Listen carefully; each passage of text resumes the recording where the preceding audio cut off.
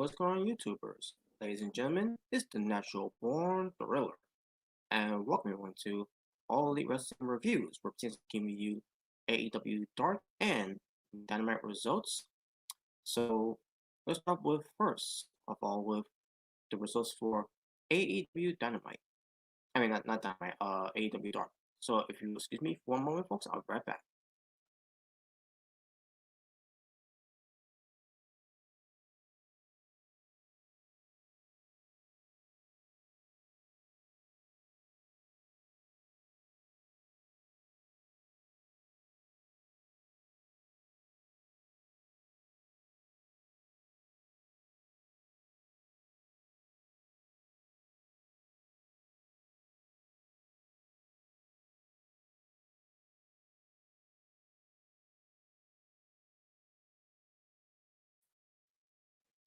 Alright, folks. So, we're going to start with AEW Dark results, the show from November 10th, 2020. They were at, as usual, Daily's place in Jacksonville, Florida. And your commentators were Excalibur, Taz, and Ricky Starks. Later on, we also had Frankie Kazarian, which we'll get to that part when we get to it, on commentary. And then I don't remember if Ricky Starks was on commentary as much afterwards, but yeah, that's basically your commentators on the show. And let's get right into the show here. The opening show was Luther and Serpentico of Project Chaos, or Chaos Project. I'm trying to remember which I think I'm assuming it's Chaos Project. Go up against Terrence and Terrell, TNT. That's the tag names, by the way, folks. It's not because AEW Dynamite is part of TNT. I mean, if that was part of the case, and the coincidence, then they would appear on AEW Dynamite. It's to appear on AEW Dark, which AEW Dark is on YouTube. But that's not here or there of that. But anyways, who are Terrence and Terrell? Well, you should know. If you remember back in the days of TNA Wrestling, and also hear reports of it too, which is them on training at the Performance Center at one point. Basically, the point I'm trying to bring up here, if in case you haven't figured it out yet, these are the sons, and they're twins, by the way. You should know this too, but they're twins, sons of Devon Dudley. That's right. You guys see them back in the days of TNA Wrestling in this angle with Devon versus the Pope, and then you've been hearing about they've been training at the performance centers. Maybe assuming that maybe they'll appear on NXT or main roster, which never happened. And here they are right here on Dark or AEW. And based on how I see the performances, and obviously they also train also in 3D Academy, which is Devon and Bubba Ray's wrestling school. But yeah, after seeing these two teams, obviously gelling well together, obviously because they're the twin brothers, obviously, and their family. So, but yeah, they gel pretty well as a tag team. They look like a tag team, obviously. I'm not talking about because they're twins, because they're that's how they're dressed up. And yeah, they work pretty well, decent in the match against the Chaos Project. Obviously, the Chaos Project won, but TNT was still protected in the loss here. So yeah, in the losing effort, they still did pretty good in the match here. And the match was just decent for what it was, and I enjoyed the match. I enjoyed the match for what it was. So there you go. We get to the Acclaimed, which is Max Caster and Anthony Bowens. And Max Caster, did once again his freestyle to his opponents, which is Louis Valley and Justin Black. So yeah, I thought it was his freestyle was clever, and it did make me chuckle a little bit.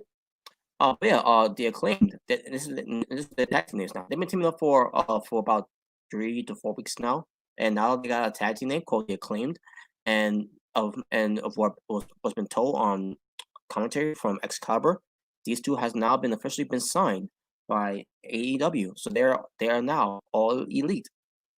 So yeah, there you go. More tag teams being built, more tag teams being developed here. Because tag team wrestling means something in AEW. Just saying. Anyways, so yeah, and they won. Obviously, they won. Match stuff. It was decent, to a degree. But I love the acclaimed tag team though. First I wasn't really into it that much, but then they started to grow me a little bit. So, and on top of that, they're good workers in the ring. So I enjoyed this match. As decent as it was, and they acclaimed they're becoming one of my favorite one of my favorites. So especially with chance on Dark, obviously, because they haven't been featured on Dynamite yet. I'm pretty sure pretty soon they probably will. As long as they keep on getting winnings on Dark, they'll be moving up to Dynamite. So there you go. Top Flight, which is Dante Martin and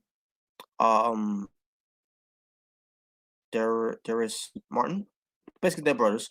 I believe I talked about these guys before. I thought they were twins, but they're not really twins. They I can't remember if it was these two teams, but because it was something about the two brothers, and I'm pretty sure I'm assuming it was these two.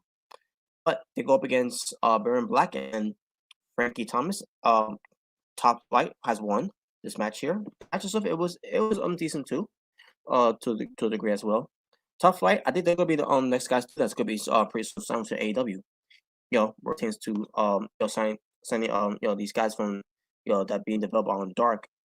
Like how they did Will Hobbs and trying to remember who else. Other Will Hobbs. Well, also you got Serpentico, who's also been signed too, because he's been Joe as a tag team with a stable with Luther. So I guess you could add in that category too there. And also and also to agree as well. You could also say chance to Lee Johnson as well. Lee Johnson, who's now part of the Nightmare Families, and also you could also say the same thing with Red Velvet, who's also now which I didn't know that at first, but ever since she's been paired with Brandy Rose, she's now part of the American Nightmares, which means that she's part is is not part of the company of AEW, which great, because Red Velvet is good, and so is Lee Johnson, and they're the future of AEW, and you could definitely see other in ring work rates that they are, and there you go. Not much to say about that. So there you go. But anyways, but yeah, I Flight did win, and not much to say about that. The Hybrid 2, which is Jack Evans and Haneko versus Adam Pearce and Sean Dean. This is where Frankie Kazarian was on commentary, talking about the TH2. Basically, that feud's not over yet, and not much to say about that. But the Hybrid 2 did win the match, and they'll basically talk a little smack to Frankie Kazarian, and Frankie Kazarian basically also them, but he still talks somewhat to to the Hybrid 2, but not much to say about it, and that was it. Not much to say about that, and no more, no less. So there you go. So that feud's still it's still going on. Then we get to Penta El Zero Miedo and Rey Phoenix defeating Aston Starr and David Ali. Excuse me. Match itself, obviously it was very much from to cover here. The Lucha Bros were kicking ass, obviously, and that's what they did. And basically, it was building up for their match, which we'll get to that when we get to the results of it, which is the fallout of Full Gear. But yeah, they won, and no much to say about that. It's basically one of those dominant wins for the Lucha Bros, because they are great. Before I get to this next match, I gotta mention this. I thought I should mention this, and I can't remember if there's anything else on the show here that pertains to any promos or any vignettes. But there's one vignette that I saw on here. It was another vignette for Pretty Peter Avalon. So he's in some room having dinner. Yeah, or just, in a way, a private dinner with some mystery woman that's not it's not showing us who it is. Basically, the same thing they did before with with Peter Avalon is they did here again. Basically the camera is looking at Peter Avalon. Basically it's basically similarly as that's a woman looking at him and everything, and they're having dinner and all that. All of a sudden, some guy walks into the room, and it was an elevator. They were having dinner in the elevator. And then Peter Avalon tells that guy to leave and everything, and then the woman gets up and slaps him, and then he's like, "How dare you? How dare you?" Blah blah blah. And then the elevator, as she leaves the elevator and everything, and then the elevator closes, and that was it. I, I thought it has some humor there, so I thought it was fine. Um, but I wonder where they're going with this though. Are we going to eventually see Peter Avalon back in the ring again? You know, because he's not being repackaged here. He's no longer the librarian. He is now he's all about looking pretty. He's pretty Peter Avalon in a way, so that's his gimmick now. I don't know when he's gonna be coming back to wrestle again. But I'm assuming once these these vignettes where he's doing is it's gonna lead to something where eventually he's gonna have a match. Maybe I find the right woman that will fall for his tricks or manage him. Who knows? Who knows? But why am I talking about Peter Avalon? Well, because his former manager here, or valet, I should say, the librarian, the actual real librarian, Leva Bates, and she goes up against Danny Jordan. The mean girl, um, the real mean girl. I think that's her nickname. But yeah, they have a match here, and the match itself it was solid for what it was. In the end, Leva Bates was the match, and there you go. Nothing to say about that either. We got 5, which is Alan Angels of the Dark Order. He goes up against Fuego del Cel, and the match itself was pretty decent, with obviously 5 win the match. And not much to say about that. We got the AEW Women's Tag Team Tournament winners of Diamante and Ivelisse defeating these two teams. I have no idea who they are. Never heard of them before, but they've been around in the Indies. This one's called Dream Girl Ellie. Yeah, Dream Girl Ellie. And no, not Ellie. Ellie. Dream Girl Ellie. Dream Girl Ellie. Dream Girl Ellie and Genocide. Now I never heard of these two before. Again, like I said. And after seeing how they look, I love their looks.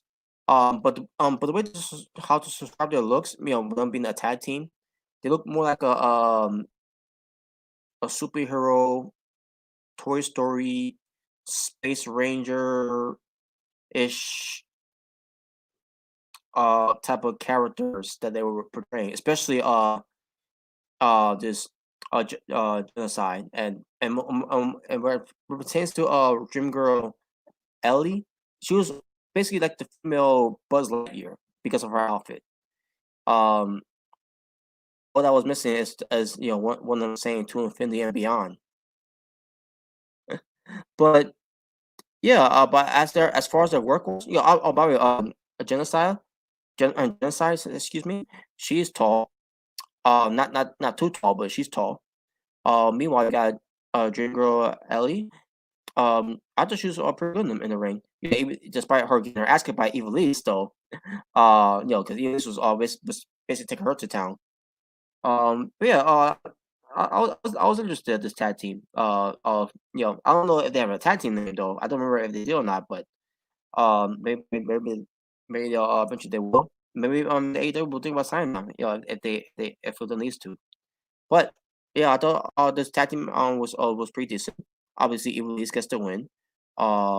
By making Dream Girl Elite she basically quits. She didn't tap out or anything. She's just like basically she submitted. Diamante gets her off because Ivelisse will not let go. And that was it. Now I don't know what's gonna exactly lead to something what changes that whole thing where Ivelisse is gonna say to Diamante that you're too soft and everything. You gotta show some backbone, how tough you are and everything. You can't just be showing mercy. You gotta show no mercy. I don't know if that's gonna lead to it or something like that, but we'll see. And as far as Dream Girl Ellie and Genocide, I want to see more of these two. Maybe eventually when when we get to the return of the greatest or the greatest alien.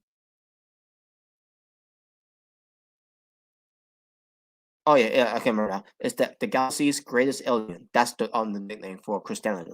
But yeah, so yeah, basically that's where I was going with this. Maybe if we get the return of Christianity, they could all form a stable. All these three, because this to me look like more of and in outer space theme type of faction that they will do. If that's the case, yeah, when Christianity comes back, whenever she does come back, that's what they should do. I think that would be a very good stable there, and it's going to have a very good chemistry. So we'll see if it ends up being that way. And finally, the main event: Joey Janela and Snake is, yeah, that's right. Joey Janela is back after being in quarantine, and they go up against Jurassic Express, Jungle Boy, Luchasaurus being accompanied by Marco Stunt Growth. And match itself was pretty decent. Obviously, all the winners were Jurassic Express, and that was it. Not much to say about that. So there you go, folks. That was your AEW Dark results from from November 10th, I should say, 2020. Now, to my wrestling, 9 matches, and my overall rating for the show for AEW Dark from November 10th, 2020. I'm gonna show a 6 out of 10. Decent show. Not much to say about the show, but other than decent. There was some decent wrestling, so I was good enough there. But by the way, uh, 6 out of 10. And now, excuse me, folks. I'm gonna come back. And when I come back, I will continue all these AEW or should I say this All Elite Wrestling review, where it pertains to giving you now, in moments later, momentarily, AEW Dynamite results, where it pertains to the fallout of Full Gear 2020. So stay tuned, and I'll be right back.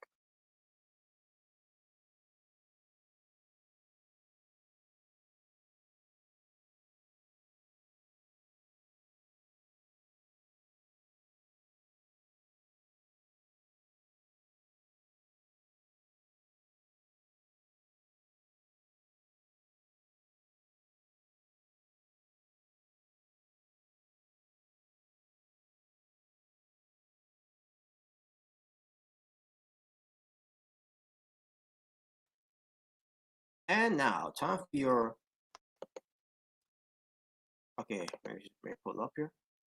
Yes, now it's time for your AEW Dynamite results, where it pertains to the fallout of all of Full Gear, I should say, Full Gear 2020. The show that took place over since the AEW Dynamite, November 11th, 2020. We had commentators good old Gerard John Ross, Tony Schiavone, and X Cop. And this was a brand new edition of AEW Dynamite. New video and intro. Still the same music by the way, and they added a couple more into the video just to to Dynamite, and I thought it was great. Looked pretty good.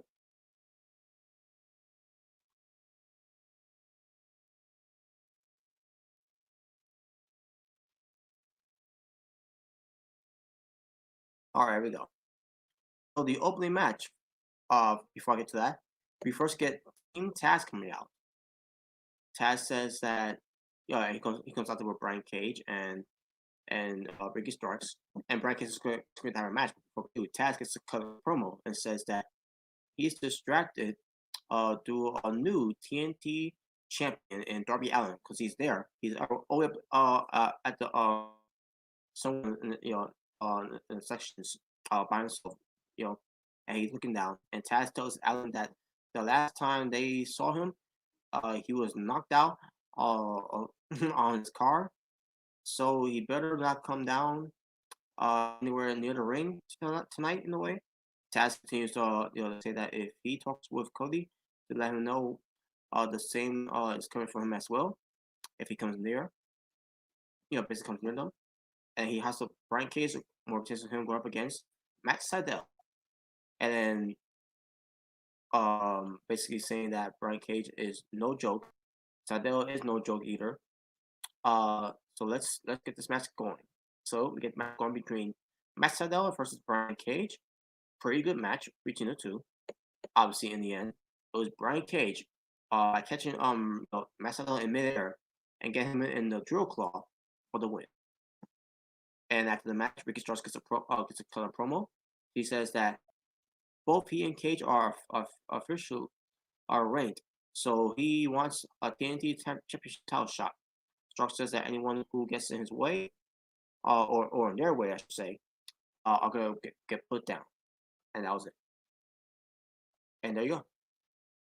And then from there, they went to a commercial break. At the commercial break, we get the elaborate entrance of the American Nightmare, Cody Rhodes, coming out. And first of all, he wants to congratulate Darby Allin for the win from Full Gear. And then he brings up that MJF and a loss that he like to basically to explain. Basically, he wants to get back at MJF versus their feud.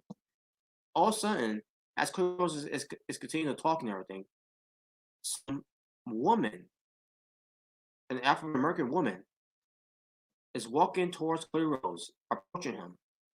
And then Cody Rhodes started noticing it. He's like, "Can I help you?" And as soon as I saw her, I said to myself, "Yep, I know who that was." Because for those who have been watching Dynamite or Dark or rotates to Full Gear, I can't remember if she was also there at All Out. I don't know if she was there all this time, but I have noticed her a lot because first of all, her hair is gray. Because that's the type of hairstyle like these kids nowadays love to dye their hair gray, whatever. Especially the women's. But anyways, yeah, she's gray hair. She's tall, by the way. I think she's around 6 foot something. I can't remember, but by the looks of it, I don't think she is 6 foot something. But she looks like she's a tall woman though. Maybe she's the same height like Stacy Keibler, if everyone remembers her. Stacy Keibler, yes. One of my favorites, by the way. But she's like I said, African American. She's got gray hair, and she's old. Wow, and she got a nice body, by the way. Obviously after giving birth, because she's a mother with let's see, if I can guess, her daughter is probably 4 years old now. That's just my guess. Either 4 years old or 3 years old at this point. But yeah, she's a mother, and she's got some nice abs, by the way. She is ripped. She looks striking. So like I said, Cody Rhodes is mesmerized this woman and confused too. He's like, I'm sorry, who are you? Can I help you or something like that? And she grabs the microphone away from Cody Rhodes and she introduces herself as the total package. So she's the female version of Lex Luger. Okay. But she's the total package, Jade Cargill. And but yeah, but pertains to and that's her name, by the way. Jade Cargill. Yeah, I've been noticing her being in the sections, with the rest of the staffs, wrestlers, whatever you want to call them by. Pertains to watching these shows of Dynamite, Dark, especially what pertains to what happened at Full Gear as well. I remember seeing her there too. I always noticed her, like, saying myself, who is she? Who is this woman? And then what pertains to being on Instagram, with Donna Rosa, I can't remember who else I was taking a picture with as well. I think Serena Deeb. I can't remember who it was. I could be wrong. I could swear it was. Oh no, it wasn't Donna Rosa. If it was Donna Rosa, then it probably was with her. Alex Garcia. Can't remember who else was there too. But you also saw Jade Cargill. And I see myself, who is this girl? Who is she? So I looked her up, and she played basketball, college basketball, I should say. She should start training wrestling. And she started training wrestling almost like a year now. So basically, she's based on how I've seen her train too. She's learned the ropes and everything. She's definitely not ready, but I don't know. Maybe she is ready. Which is why they decided to show up, have her show up there. From Jessica Frank Cody Rhodes here. I don't know. But based on how I've seen it, look like she's definitely not ready yet. Um, maybe in due time she'll develop. If she's gonna be ready, gotta have her wrestle on dark matches. Obviously AEW Dark. That's what I meant to say. You know, because if you just start right there on Dynamite with no experience whatsoever, then she's not gonna she's gonna be a flop. I hope she does great. I hope she does good. You know, you know, could have done something else. Besides wrestling. Like I said, she must play at college basketball. I can't remember what else she did too. Oh yeah, I think she's some type of model as well, if I recall. But yeah, but we're gonna see what she's made of, what she can do in the AEW right now. And also about her too, she needs to try out for WWE's Performance Center. For reason they rejected her, or maybe she didn't pass the tryout, whatever. I can't remember either way. And it's probably a good reason why, because I don't think she's good in the ring yet. But we don't know. We don't know yet. We haven't seen her wrestle yet. All we've seen of her, for those who have seen her, right? For those we've seen so far already of her, is her training in the ring. That's all we've seen of her. We have not seen any wrestling of her in the ring yet, because obviously she's a rookie, and especially with her kind of promo here to Cody Rhodes here, she's definitely a rookie because her promo here was not good. I'm not gonna say it was bad either, but um, I heard better promos like from Charlotte Flair, I should say, and from Jay Cargill. And I'm not talking about Charlotte Flair's promos from the main roster. I'm talking about Charlotte Flair's promo from NXT. When she went back to NXT, where it takes to her feud against Rhea Ripley for WrestleMania build up, whatever. That's what I'm trying to say. But this is what Jay Cargill had to say. Besides, being she's the whole package, and she introduced herself. She says she's been standing at ringside, which she has. That I have noticed. Week after week, studying her compare competition, I just say competition, and even Cody Rhodes. And she says Cody calls himself a giant killer, which that's true, he does, because he's holding up Brody Lee, Lance Archer. Who else can I put in there? That's basically it. That's basically it. Oh yeah, JK is one of them too. Giant killer. Cody Rhodes is a giant killer. But anyways, he says, but what does he know about that? There's nothing giant about him. She continues by saying, she knows a giant. And says that Cody's words just might wake him. And she said, that. Let me see. Oh yeah, and she says, so the next time Cody says something like that, keep the shit to yourself. That, and she literally said the two, by the way. She said, keep the shit to yourself, which TNT tried to bleep that, and they unfortunately they didn't catch that. they missed their cue on to bleep that, because I guess they don't want them to say those foul languages now, even though this is TNT drama, and TNT. It's supposed to be, it's supposed to be different than from WWE. You know what I mean? Almost. Let me just check something here before I continue. Okay. So yeah, and she says, basically she starts leaving, and then she says, and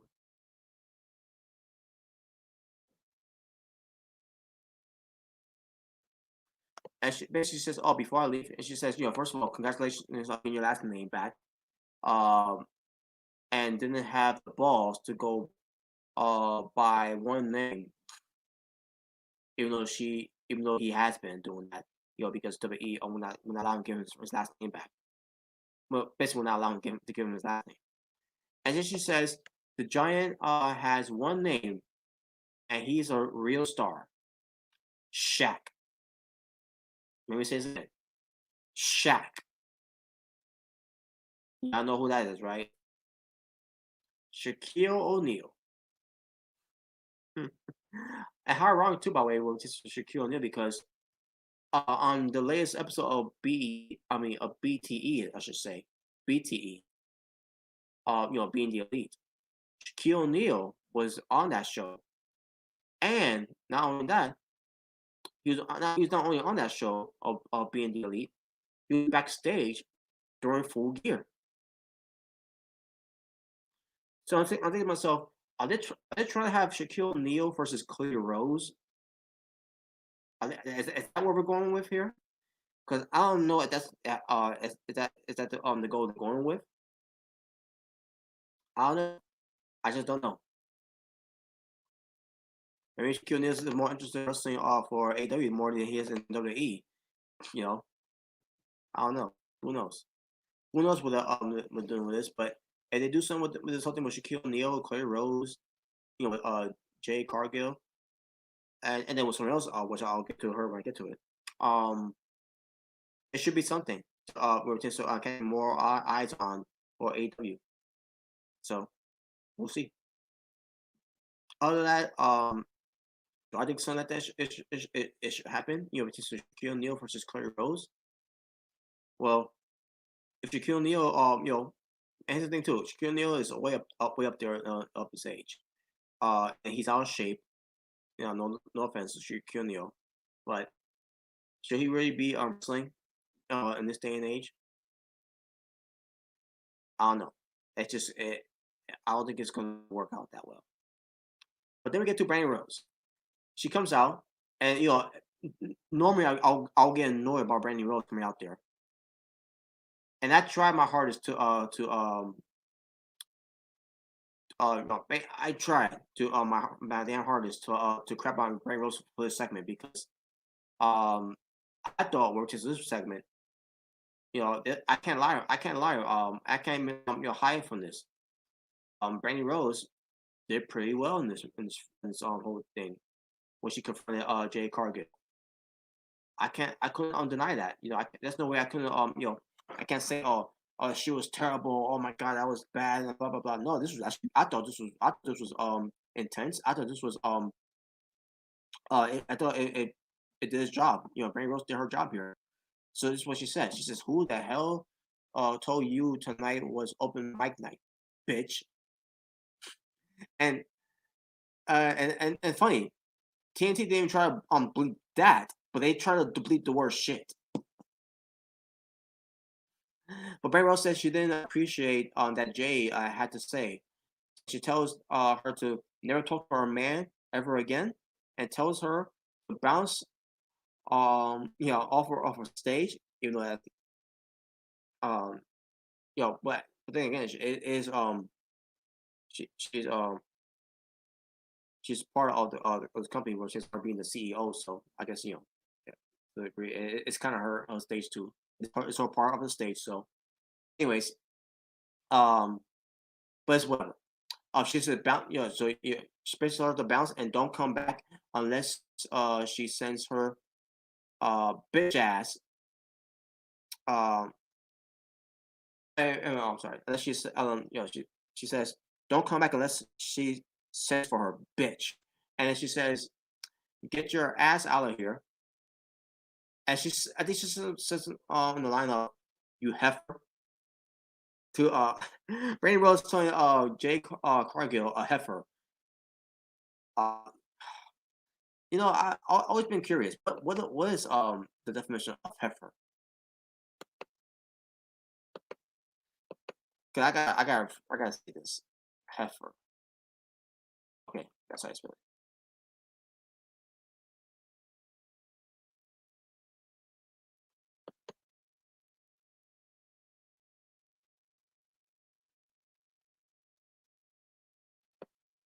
Urban legend. A word to describe obsessively obese. Oh, obesely obese person. Okay, a very very large woman. Okay, I thought so. I thought so because it is one thing that Jade Cargill is not. Is that she is not a heifer. Have you seen her physique, Brittany Rose? You see how she looked? She's anything but a heifer. She's in more shape than you are. And and Brittany Rose looks great. But you look at the difference between Brittany Rose's physique and Jade Cargill's physique. Jade Cargill's physique beats Brittany Rose's physique 10 times to 100 times to 1,000 times to 1,000,000 times in good condition and looking in very good condition.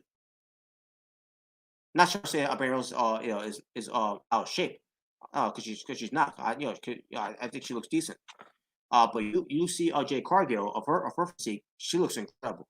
She looks like she could be if you painted her green and dye her hair green instead of that gray hair she's got rocking on, you'll see her as the She-Hulk compared to what Brittany Rose looks. If that makes any sense right there. I don't know. But yeah, but that was said. Okay. But it was still good though. It was still good for Brittany Rose. Brittany Rose was on fire in this promo. And she starts walking away. And Jade Cargill, I thought she was going to attack her. But instead of attacking Brittany Rose, she passed her right on her ass. Jade Cargill pats Brittany Rose on her ass. And I'm like, wow, I was like, wow, that was hot. But Brittany Rose did not appreciate that. So she was about to go after her. And I think so, whoa, hold on there. First of all, she's taller than you. And second of all, she's in better shape than you. I'm pretty sure she can whip your ass. And then unfortunately, we didn't see no fight because you means no cat fight because Jared Lynn comes out, separate them, and Cody Rhodes is looking at all this. All of a sudden, Brian Cage shows out of nowhere and attacks Cody Rhodes. Ricky Starks comes into the fight as well. Darby Allin comes down with his Don't Tax jacket he's got on, and he goes helps Cody Rhodes taking out Team Taz. And as Team Taz is leaving, Brian Cage felt the effects of the thumbtacks because of because of Darby Allin, excuse me. And all of a sudden, while Team Taz is leaving, Will Hobbs comes out of nowhere and throws a spear at them. What the hell? Oh my god, that was hilarious though. Everything on the segment here was hilarious, but also great. So yeah, it was well done. We see Alex Marvez. He interviews the AEW World Champion Jon Moxley about Kenny Omega to be the next in line for the title, and Moxley says there's a big challenge ahead of him. He danced with Omega before and won, even though it was in a sanction match. But that's not here or there. Beating him again, it'll take something special, but he's special and he's at the top of the wrestling world. So if anyone can do it, Moxley can. And says that one day someone will shut his lights out. But to Omega, good luck. And that was it. Good promo. Very good promo from Jon Moxley. And it's been announced, by the way, that on December 2nd, they're not wasting any time with this, folks. On December 2nd, next month, it'll be for the AEW World Championship title match. Jon Moxley defends it against Kenny Omega on Dynamite. And I got a theory of why they're doing this too early. A very good theory of that. I'm not gonna review that yet until we get to that point of the date of the due date of this world title match that's gonna happen. Once I get to that, then I'll give you my theory of why they did what they did here. And it just depends if Moxley is going to lose that belt. But think about that, folks. If you know what I'm talking about, or if you can, write in the comments if you figure it out or what my theory is going to be. But anyways, the Natural Nightmares, Dustin Rhodes and QT Marshall versus the Butcher and the Blade with the Bunny in a bunkhouse match. Now I thought this was going to lead to some wrestling at a bunkhouse, but instead the bunkhouse matches have been decorated all surrounding the ring with chance to have haze. They have a ladder there, a guitar, um, a Texas bull rope with a cowbell on it. Rest in peace to Dusty Rhodes, by the way. Dusty Rhodes has been known for that, which is why Dusty Rhodes put that part weapon into it. Tables were there. You also got the Bunny, Ali always getting involved. I think it had also a steel chain as well. This match was insane. I loved it. I love this match. I mean, there was bunkhouse matches before. I just don't recall I've seen any of it.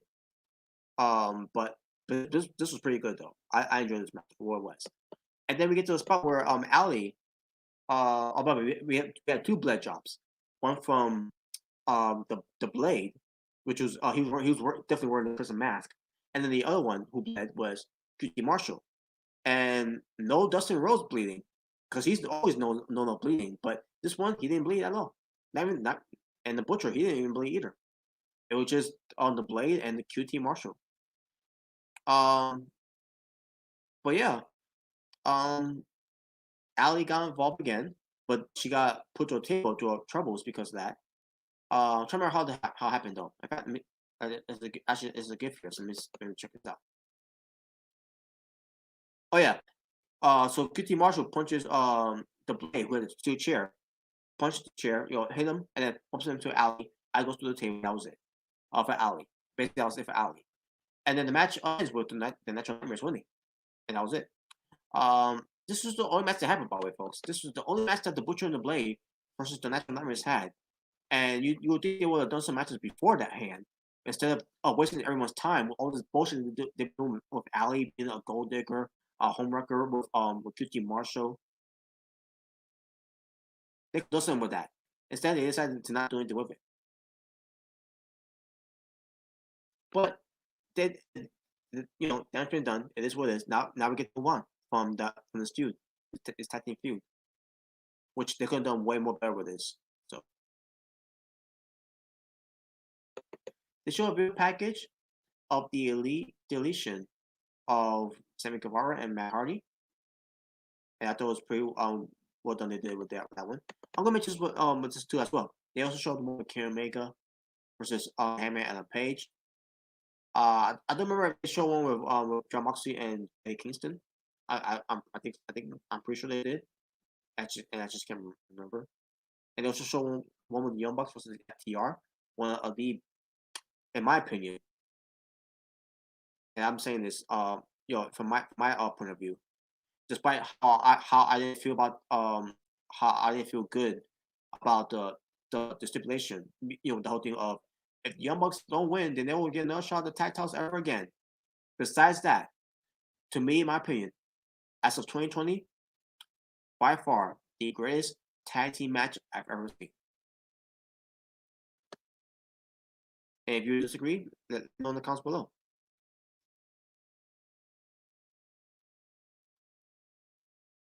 But anyways, so then we get to the induction of MJF and Warlow into the Inner Circle. So Chris Jericho comes out first, and then with the rest of the Inner Circle, except for Sammy Guevara. And I see myself for Sammy Guevara. Is he still in the injury or whatever? And they're like, no, he is there, but he just didn't no show. Why he didn't no show? We'll get that later. But we get MJF and Warlow coming out, and so Jericho basically had MJF talking. MJF starts by saying for 5 long years, and he's given $1 million from his dad so that he could work. He could make it work. MJF says that he had a lot of pressure that nobody would understand, and that creates diamonds that he is today. And then he says he wants to do a poem. and he says that he thinks that Santana Ortiz will really enjoy. And he says, basically he wrote down the lyrics of "All Me" by Drake. Oh man, that was funny. And then Ortiz calls him out on it and say, saying Jericho, that MJF shouldn't be in this group and whatever. And then Jericho's like, hey, this is all on me, okay? If you're gonna be mad about someone of him being in your circle, you should be mad at me because I made a stipulation. He beat me, so I should take the fall in all of this. So he tells he basically tells Ortiz he'll make it work too. And then and again he is quoting one of Drake's songs again, from the lyrics, another one called "Start from the Bottom." Now we're here. And then Ortiz is like, "Are you kidding me?" Basically. So then, MJF says they are not here just for the induction, but they are here for 50th birthday. So the balloon starts coming coming down, and the face coming down, except for one thing. Because it was a weather going out in Florida. I think it's like some kind of breeze, whatever it was. It blew all away. The balloons got blown away. It didn't get to the ring at all. Not even the graffitis. They all just blew away. Oh my god, this was a disaster. The whole celebration was a disaster. It was ruined. And then the commentators were trying to save it by saying, "Well, it worked at a rehearsal." Whatever. So they start singing "Happy Birthday" to Chris Jericho, and the Inner Circle also they purchased MJF's gifts to the Inner Circle. They're all going to be taken on a vacation next week to Las Vegas, Nevada.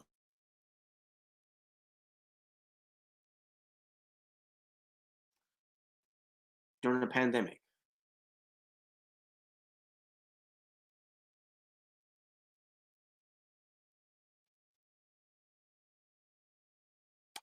Yeah, we'll see how that turns out. Hopefully, no one gets catch by COVID-19. But that was I guess that was the end of the segment.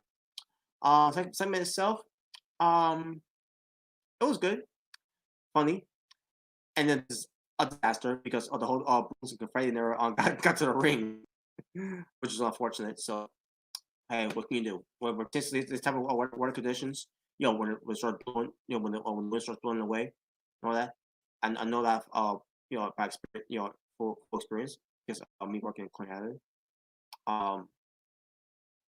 So yeah, well, there's an excuse why because we're by the beach, but sometimes um, it's not like that all the time, but still.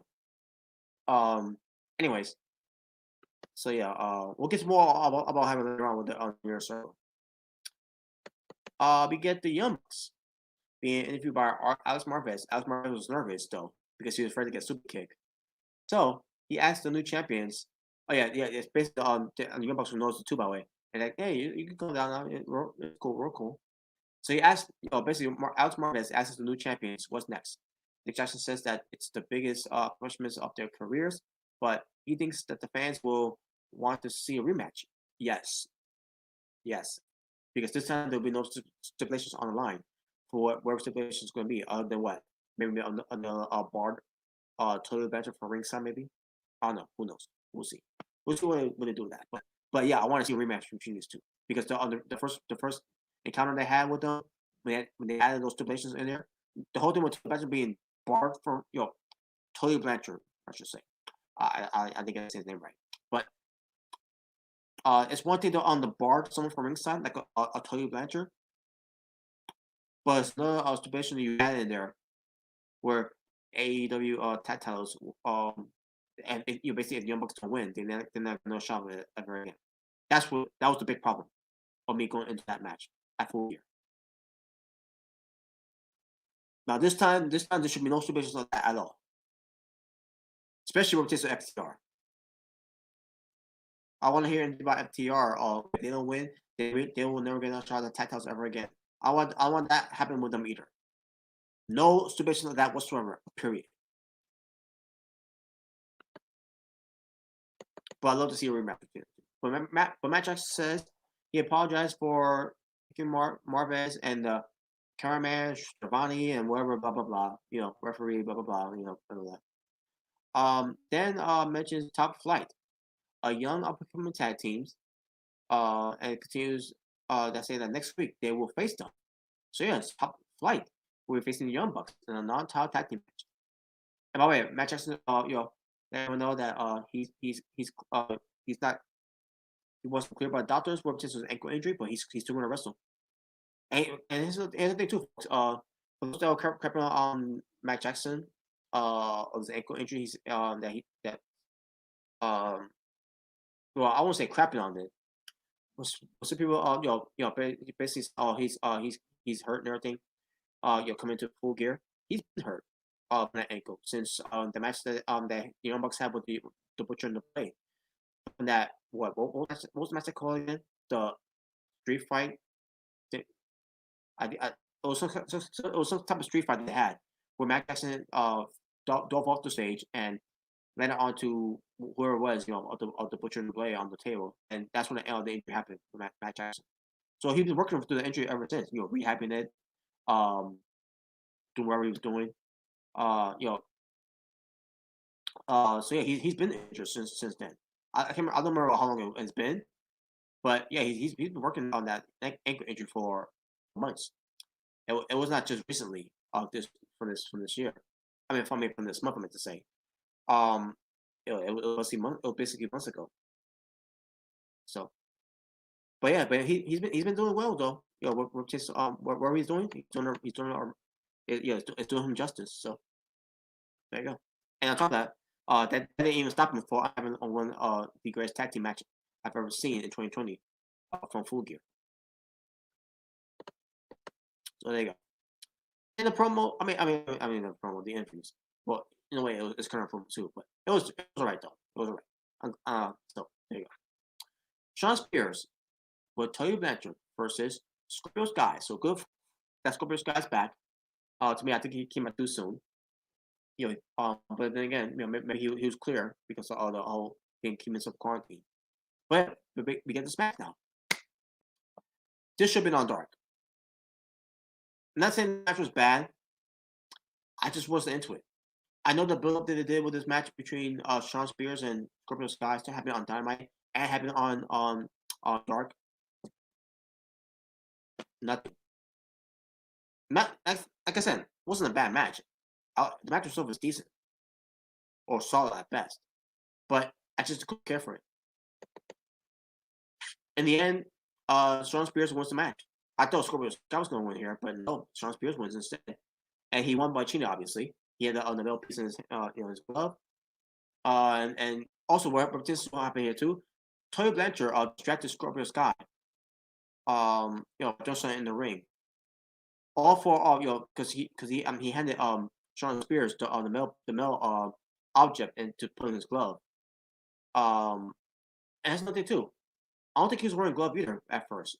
I started noticing it. Sean Spears, when he first came, when this match first started, he didn't have no glove on. That he always wear. That's not until Tony Blanchard gives him the glove and put the loaded steel into the glove for Sean Spears to put it on. Then Tony Blanchard goes in the ring to throw something in there to distract Scorpio Sky, and while also distracting the referee. While Scorpio Sky sees the object and he throws it away, he doesn't want to cheat. He turns around, boom, right in the face. The glove shot and everything. Sean Spears goes for the cover. 1, 2, 3, and you win. There you go. The referee checks Sean Spears' glove, and yeah, at that point, the glove, the metal piece was gone because Sean Spears put it in his trunks. So yeah, the match itself, it was, like I said, solid as best and all that, but should have been on Dark. Hell, they could at least put this on your buy-in, but then again, Sean Spears was not unclear, because he's doing quarantine, so whatever. Ashley Gonzalez, she was going to attempt to interview Kenny Omega, but Kenny Omega had to run off, and that was it. She couldn't get any reason why he left. So also Alex Marvez basically began a camera catching Kenny Omega at the parking lot. The parking lot. So he catches Kenny Omega and says, "Yo, where you going? I'm going to address on this with you, John Moxley." So he goes to address it, and he says, now he has to step out of his position of being an afterthought, and to now be in the spotlight.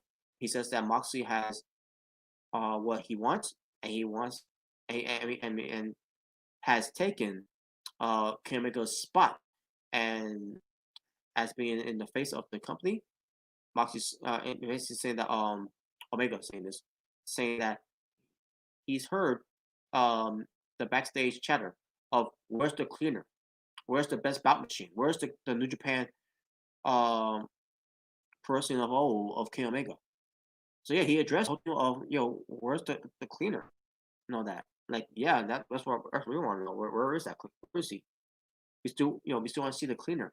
With him carrying his broomstick.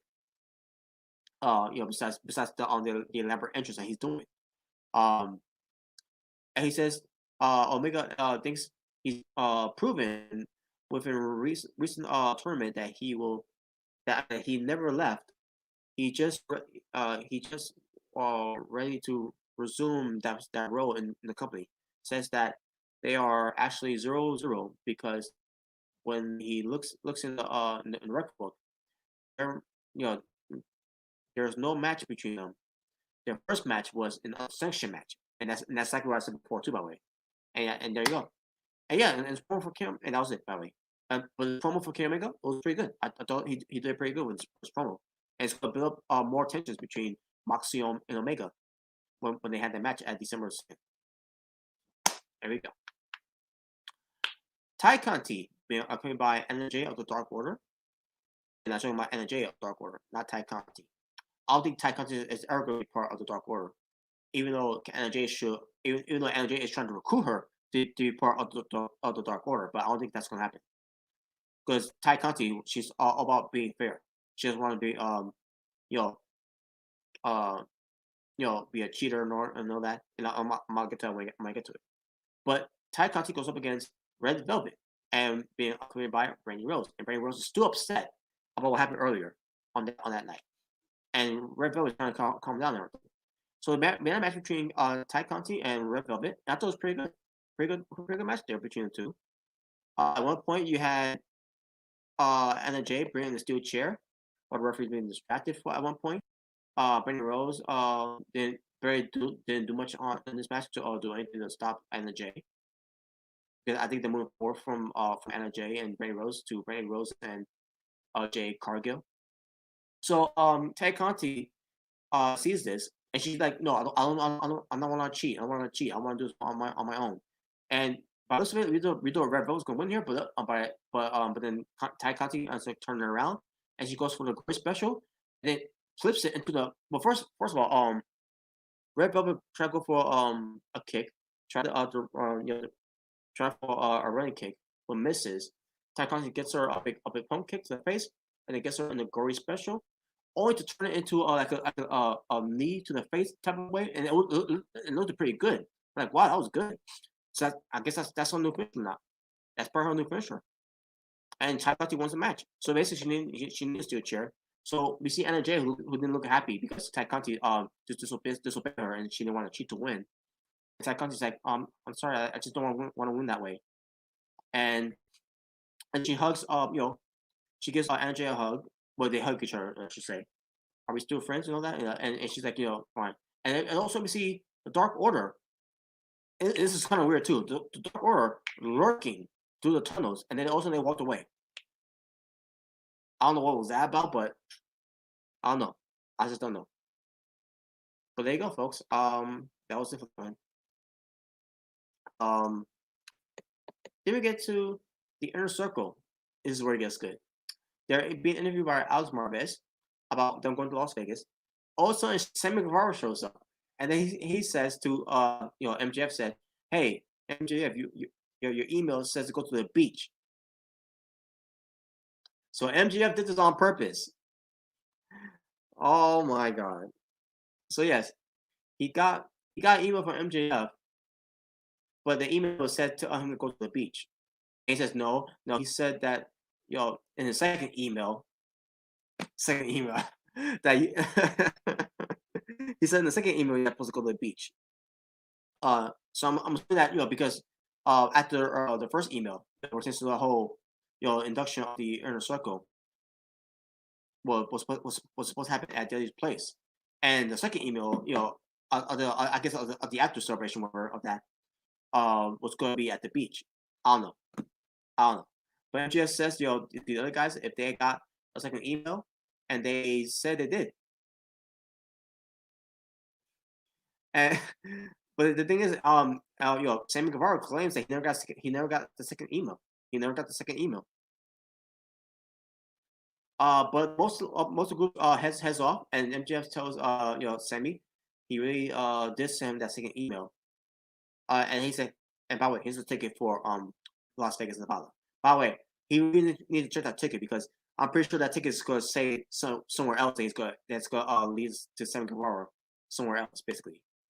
I don't know. Maybe to Los Angeles. Maybe it'll be mistaken by saying, I put Las Vegas. I don't know why it says Los Angeles. I don't know. It could be something like that. I don't know. We'll see. The inner circle. That's gonna be a new thing now. Because with the new addition of MGF and Warlow, especially with MGF being part of it.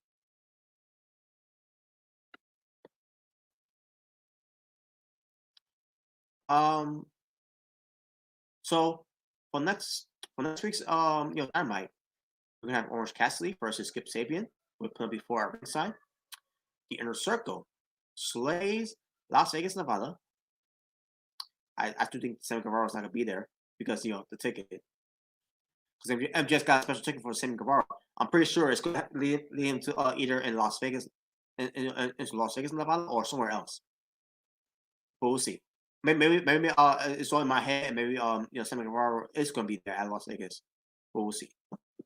Young Bucks versus Top Flight. Now again, I don't remember if it's gonna be for the tag titles or it's just gonna be for a non-title. I don't know. But Young Bucks are gonna be facing Top Flight. And finally, Cody Rhodes and Darby Allin versus Brian Cage. Ricky Starks with Taz at ringside. I don't know what match is gonna happen in there. They haven't been announced. Oh yeah, I know that. Okay, they announced it too. The AEW. I'm sorry, that's the wrong title. The NWA Women's World Title. Serena Deeb defends it against Thunder Rosa.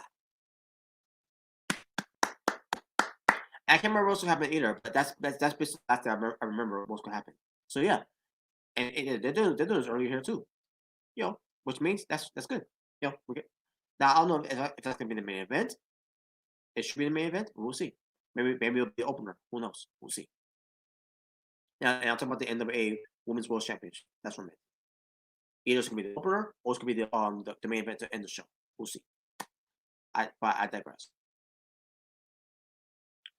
Eddie Kingston comes out on stage and talks about having to say I quit at Full Gear. He says unlike most of the fans who would quit and stop wrestling, he will never stop and will eventually become the AEW World Champion. And he says he's going to switch gears to the main event, which is to Penta El Zero Miedo versus Rey Fenix. So they have this match between Penta Penta El Zero Miedo versus Rey Fenix, and they're having a good match. And then we get to the part where Rey Fenix mask is being ripped up by Pentagon, by Penta. Basically, Penta ripping the mask of his brother Phoenix, and Kingston commentary is loving it, and while Tony Schiavone is not liking this because he doesn't like how Eddie Kingston is doing this to these two brothers. They basically trying to break these two brothers apart here, and that was his goal too. Based on what he did here, and then also we see Rey Fenix. Basically Rey Fenix is going to ask against this match by the way, and then Penta's match was getting ripped up by Ray Phoenix, and then you hear Kingston's hearing, "Yo, what are you doing to my best friend's mask?" and everything, and Trish Stratus like, "Wait a minute, so if Penta could do that, why can't Phoenix do that?" So basically, he's Shivani's calling on Kingston's bullshit here on commentary, but and Ray Phoenix was basically return the favor to Penta Zero Miedo. Because because what goes around comes around. So in the end, we get to this match where Penta hits Ray Phoenix with a package powder on the apron, a Canadian or should I say a Mexican destroyer on the floor, brings him into the ring, and gets him another package powder the Zero Miedo, and gets straight on the win. And Eddie Kingston is like on the promo and everything after the match. Basically Penta El Zero Miedo, he wins. So Eddie Kingston gets the microphone and says,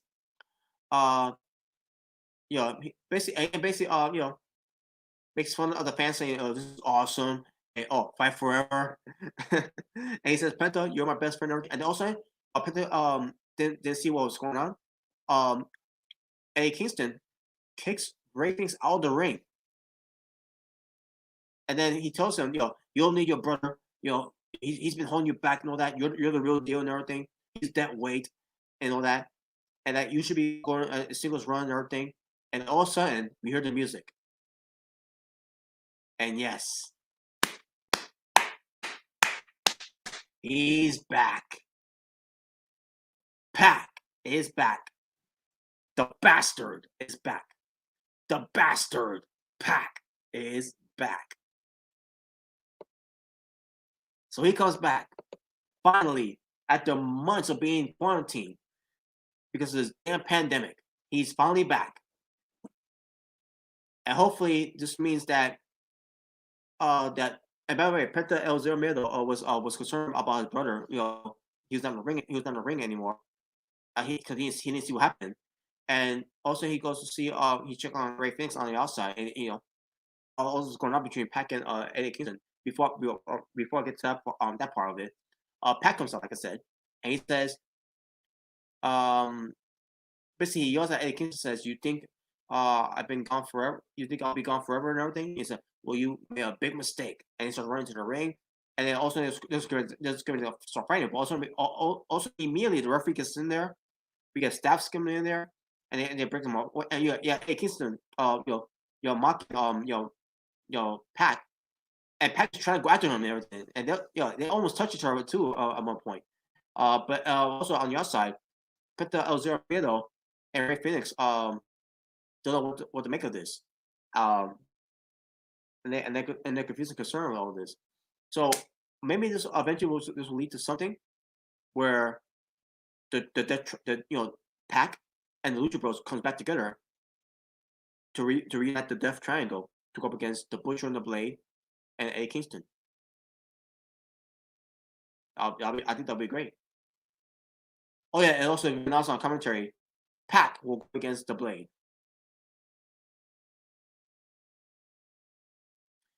A little too soon to be answering to announce that, by the way, because Pac just came back, and so you're telling me Pac makes his return. Also, the match was made. But you can wait until later on, maybe in the weekend. That was just weird to me.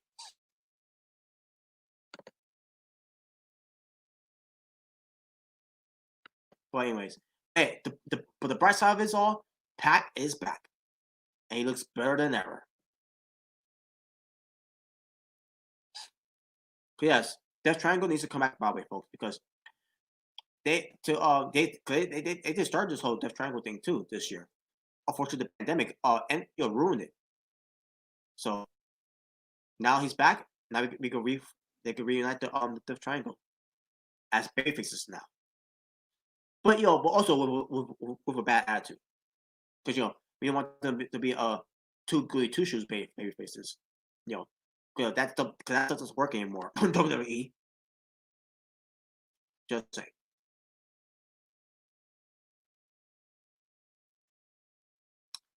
All right, so that was it for AEW Dynamite from November 11th, 2020.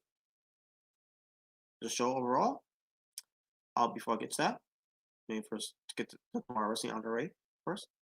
The Tomorrow Wrestling out of the way.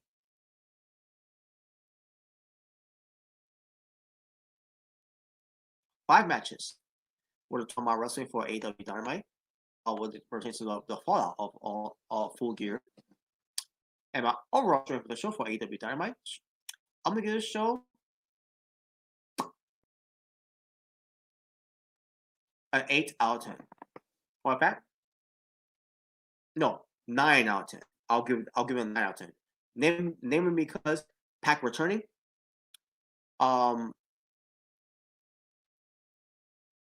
The bunkhouse match, the Brian Cage and Matador match, the Tycon team match versus Red Velvet. The Penta El Zero Middle versus Ray Phoenix main event match. The Cody Rhodes segment with Jay Cargill's debut. Brandon Rose, coming out there being all fired up. Because the debuts, even though it's one debut, and returns, even though it's one return. But hey, that was great. It was 9 out of 10. Great show. All right. Now we'll be right back, folks. And when I come back, I'm gonna wrap it up by uncalling it. So stay tuned. I'll be right back.